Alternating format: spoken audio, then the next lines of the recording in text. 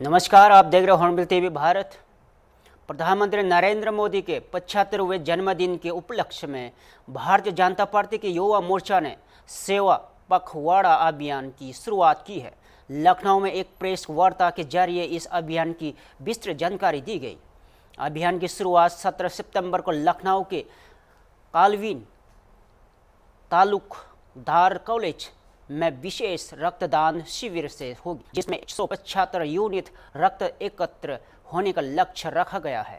शिविर में सबसे ज़्यादा रक्तदान करने वाले प्रतिभागी को 21,000 का पुरस्कार भी दिया जाएगा। इसके अलावा 21 सितंबर को नमो युवा मैराथन का आयोजन होगा, जो प्रदेश के 10 जिलों में आयोजित की जाएगी। लखनऊ मैराथन में 10,000 युवाओं की भागीदारी की उम्मीद की जा रही है।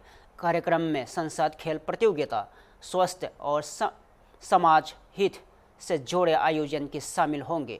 बसपा युवा मोर्चा ने युवाओं से सेवा और सामाजिक सरकारों से जोड़ने की अपील की है।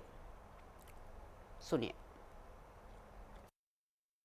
आज सेवा पखवाड़ा जो भारतीय जनता पार्टी का एक प्रमुख कार्यक्रम रहता है, क्योंकि भारतीय जनता पार्टी सेवा ही संगठन के माध्यम से कार्य करती है, तो उसी निमित्त आज यहाँ पर जो प्रेस कॉन्फ्रेंस हो रही है, सेवा पखवाड़ा जो हमारा 17 से शुरू होकर के 2 अक्टूबर तक चलेगा, माननीय मोदी जी के जन्मदिवस पर, इसी के उपलक्ष्य में ये प्रेस कॉन्फ्रेंस है।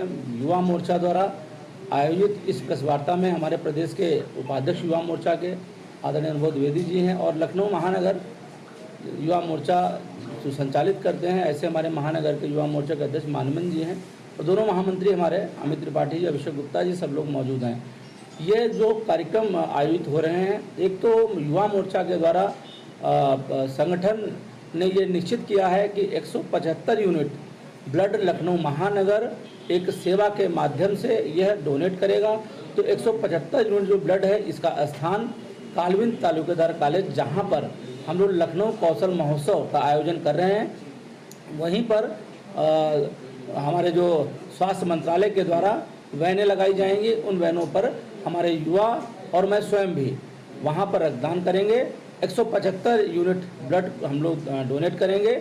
यह एक पहला कार्यक्रम युवा मोर्चा के द्वारा यहाँ पर निश्चित किया गया है। इसमें बड़ी संख्या में जो हमारे 18 प्रकार के कार्यक्रम हैं, वो तो सब लोग करेंगे, लेकिन युवा मोर्चा पर जो जिम्मेदारी दी गई है, एक तो ये प्रथम चरण का जो रक्तदान है, इसमें 175 यूनिट, उसके बाद मंडलों पर हम लोग रक्तदान दूसरे चरण में करेंगे।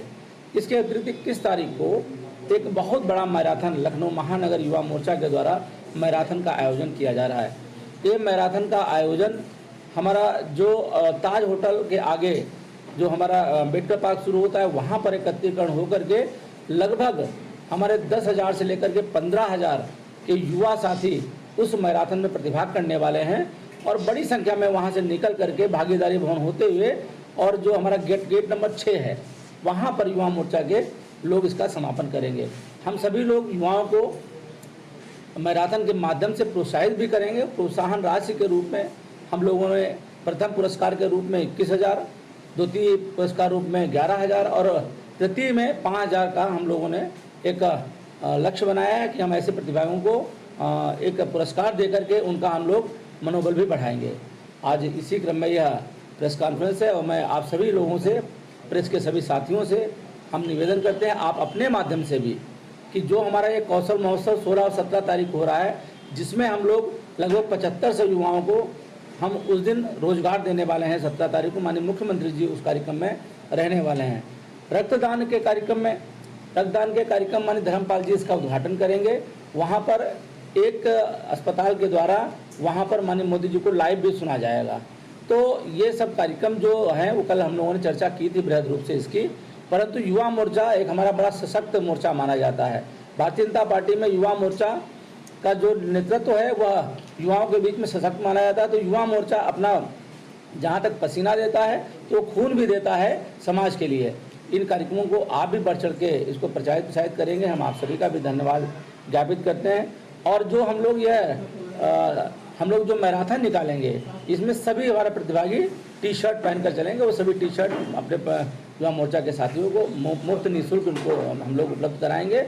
यही एक कार्यक्रम के लिए आप सभी को बुलाया था। आप सबके माध्यम से हमें उम्मीद है कि समाज के अंदर यह भी जन जागृति हो कि लोग ये जाने कि हम लोग युवा मोर्चा के द्वारा, जहाँ पर युवा हमारा जनता है, हम तो सदैव कहते हैं कि युवा हमारा आगे बढ़ेगा तो देश आगे बढ़ेगा। इसलिए युवा हमारा सशक्त हो और युवा हमारा स्वस्थ हो, यही परिकल्पना के साथ, सेवा भाव के साथ हम सभी लोग ये सेवा पखवाड़ा मना रहे हैं।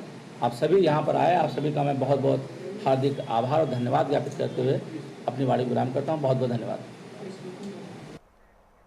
उत्तर प्रदेश की राजधानी लखनऊ से बड़ी खबर आ रही है, जहां एमपेक्स सदस्यता अभियान की औपचारिक शुरुआत की गई है।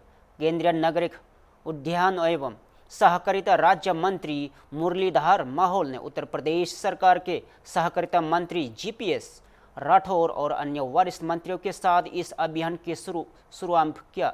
यहां अभियान 12 सितंबर से 12 अक्टूबर तक चलाया जाएगा और इससे सहकारिता क्षेत्र के लिए मील पत्थर बताया जा रहा है। कार्यक्रम लखनऊ के आईजीपी में आयोजित किया गया है, जहां धर्मपाल सिंह, डॉक्टर संजय निषाद और राज्य सरकार के अन्य मंत्री भी मौजूद रहे। मंच से यह दावा किया गया है कि एक समय था जब सहकारिता विभाग पर लोगों का भरोसा खत्म होता जा रहा था, लेकिन प्रधानमंत्री नरेंद्र मोदी और मुख्यमंत्री योगी आदित्यनाथ की डबल इंजन सरकार ने इस क्षेत्र में फिर से लोगों का विश्वास बहाल किया है। कार्यक्रम में किसानों द्वारा उत्पादित सभी जनपदों की उपज की प्रदर्शनी लगाई गई है। साथ ही लाखों लोगों के सदस्य बनाने का दावा किया गया है। चलिए आपको सुनवाते हैं इस मौके पर क्या कहा केंद्रीय राज्य मंत्री मुरलीधर मोहोल ने।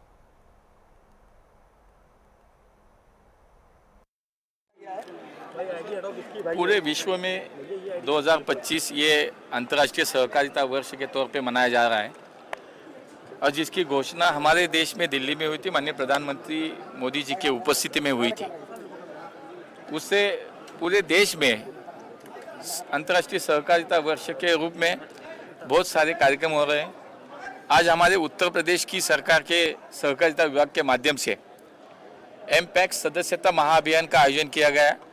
उनका ये दूसरा चरण है। पहले चरण में तो उन्होंने 1 महीने के दरमियान 30 लाख नए सदस्य बनाए थे। आज ये अभियान शुरू हुआ, 1 महीना आगे चलेगा और मुझे लगता है कि जैसे कि आज हम वैश्विक स्तर पर देखें तो चौथी अर्थव्यवस्था बने हैं।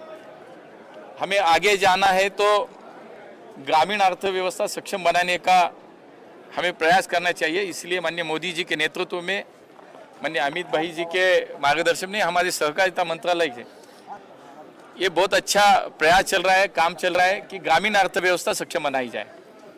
और उसी माध्यम से आज अगर हम देखते हैं कि देश में 8 लाख सहकारी संस्था है, 30 करोड़ उससे सदस्य है, यानी कि इस देश के हर किसान परिवार सीधा सहकारिता से जुड़ा हुआ है। 50% से ज़्यादा जनसंख्या इस सहकारिता से जुड़ी हुई है। तो सहकारिता से समृद्धि और ग्रामीण अर्थव्यवस्था सक्षम बनाने का जो उद्देश्य हमने सामने माननीय मोदी जी ने रखा है, उसके माध्यम से देश भर में एक कार्यक्रम शुरू है। हमारे यहाँ के माननीय मुख्यमंत्री माननीय योगी जी के मार्गदर्शन में हमारी सहकारिता मंत्री माननीय राठौर जी के प्रयास से आज ये बड़ा अच्छा एक अलग सा प्रयास है जो उन्होंने तो दूसरी बार किया, लेकिन देश में पहली बार मैंने सुना कि हमारे जो गांव के पैक्स होते हैं, जो हमारी सहकारी क्रेडिट सोसाइटी होती है, ये तो सहकार की मूल नींव है, यानी हमारा मूल वही से है। केंद्र बिंदु हमारी सहकारी गांव की सोसाइटी है। तो इनको सक्षम बनाना, इनका काम अच्छी तरह से चलाना, इनको एमपैक्स यानी कि 25 अलग अलग तरह के व्यवसाय के माध्यम से इनको सशक्त बनाना, सारे काम आज चल रहे हैं। उत्तर प्रदेश की सरकार के माध्यम से भी सहकारिता का आंदोलन और मजबूत बनाने के लिए बहुत सारे प्रयास चल रहे हैं। उसमें से आज का ये जो कार्यक्रम है मुझे ज़्यादा अहम लगता है कि यहाँ इस प्रदेश की सहकारिता को ताकत देने के लिए हमारी डिस्ट्रिक्ट कोऑपरेटिव बैंक के भी सभी यहाँ पे पदाधिकारी थे, चेयरमैन थे। डिस्ट्रिक्ट बैंक को सक्षम बनाने के लिए सहकारिता में सहकार जैसी एक परिकल्पना है, उसके माध्यम से वो बनाएंगे, पैक्स को सक्षम बनाएंगे, तो सहकारिता आंदोलन उत्तर प्रदेश में और मजबूत होगा। इसका मुझे लगता है कि आज के इस कार्यक्रम से यही निकलेगा। इसके लिए मैं इस सरकार को, माननीय मुख्यमंत्री जी को, माननीय हमारे सहकारिता मंत्री को बहुत बहुत धन्यवाद देना चाहूँगा। उत्तर प्रदेश के बुलंदशहर में एक बड़ी खबर सामने आ रही है। यहाँ कोतवाली नगर क्षेत्र में रहने वाले अर्पित शर्मा खिलाफ पुलिस ने गंभीर धाराओं में मुकदमा दर्ज किया गया है। आरोप है कि आरपी शर्मा ने भारत की एकता और अखंडता को प्रभावित करने की मंशा से नेपाल के एक आंदोलन से जुड़ा वीडियो अपने एक्स पर अकाउंट पर पोस्ट किया था। यहां वीडियो सोशल मीडिया पर वायरल हुआ, जिसके बाद बुलंदशहर पुलिस ने कार्रवाई करते हुए कोतवाली नगर थाने में एफआईआर दर्ज की है। फिलहाल पुलिस इस पूरे मामले की गंभीरता से जांच कर रही है। बुलंदशहर के एसपी सिटी शंकर प्रसाद ने जानकारी देते हुए बताया है कि आरोपी इस समय इंग्लैंड में रह रहा है और सभी पहलुओं की जांच की जा रही है। चलिए सुनते हैं क्या कहा एसपी सिटी शंकर प्रसाद ने।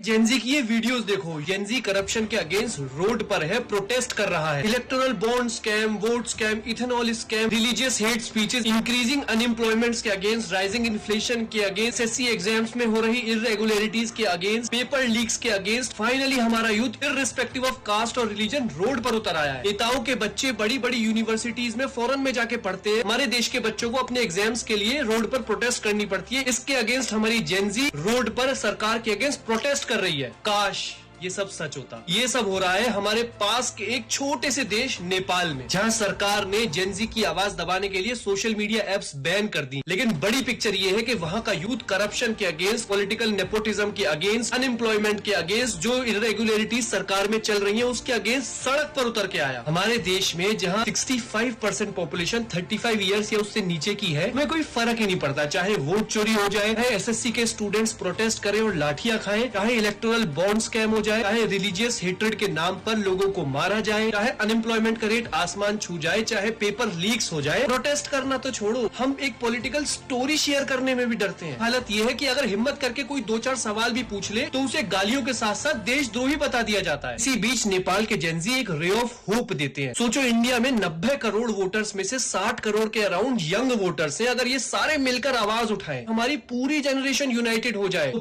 पावर स्ट्रक्चर हिल जाएगा। सभी कोतवाली नगर में मुकदमा दर्ज हुआ है अर्पित शर्मा पे। क्या पूरा मामला है, सर? कौन है या थाना कोतवाली नगर के अंतर्गत एक व्यक्ति जिसका नाम अर्पित शर्मा है, उसके द्वारा एक्स पर जो है एक भड़काऊ जो है पोस्ट जारी किया गया है। इसमें वह नेपाल में चल रहे जेट विरोधी आंदोलन के वीडियो का सहारा लेते हुए भारत की एकता, संप्रभुता और अखंडता को खतरे में डालने वाले भड़काऊ बयान जारी किए हैं। एक्स पे इस पोस्ट का तत्काल संज्ञान लेते हुए थाना कोतवाली नगर द्वारा संबंधित धाराओं में मुकदमा पंजीकृत किया जा रहा है। आरोपी व्यक्ति वर्तमान में इंग्लैंड में रह रहा है। उसके द्वारा जो सोशल मीडिया पे एक्स प्रोफाइल को यूज किया जा रहा है, उसका सोशल मीडिया सेल द्वारा एनालाइज भी किया जा रहा है और इस संबंध में आगे की विधिक कार्रवाई की जाएगी। फिलहाल के लिए इतना ही। ताज़ा खबरों के लिए देखते रहे हॉर्नबीट टीवी भारत।